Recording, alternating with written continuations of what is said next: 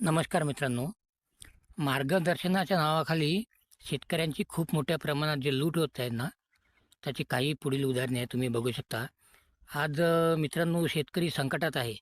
पण हे संकट निसर्गामुळे नाही, तर कंपनीच्या खोट्या मार्गदर्शनामुळे, आपल्या शेतकऱ्याच्या अर्धवट ज्ञानामुळे आणि व्यावसायिक लालसा जी असते कृषी सेवा केंद्र किंवा इतर लोकांकडे, त्यांच्याकडून खूप मोठ्या प्रमाणात ही होत आहे.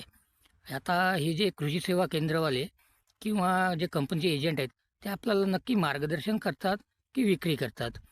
आज जे अनेक ठिकाणी मार्गदर्शन दिलं जातं, ते शेती सुधारण्यासाठी नसून उत्पादन विकण्यासाठीच केलं जातं.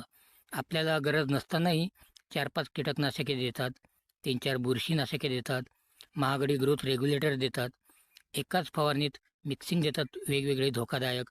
हे नाही मारलं तर पीक जाईल, अशी भीती आपल्याला सांगितली जाते. आणि त्याचा परिणाम काय होतो?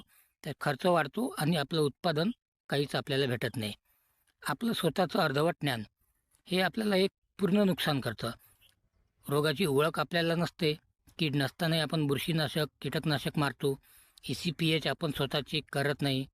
त्यामुळे काय पीक ट्रेसमध्ये जाते, पाने जळतात, फुलगळ वाढते आणि दुकानदार, कंपनी एजंट, सोशल मीडिया आज या सगळ्यांनी आपल्याला गोंधळात टाकलेले आहेत. दुकानदार काय करतो? माल ढकलून देतो. कंपनी एजंट त्याचं स्वतःचं कंपनी एजंट टार्गेट पूर्ण करतो. सोशल मीडियाचे जे लोक आहेत, तज्ज्ञ लोक ज्याला आपण म्हणतो, ते फक्त लाईव्ज आणि व्ह्यूजसाठी हे सगळं काही आपल्याला सांगत बसतात. सो हे सगळं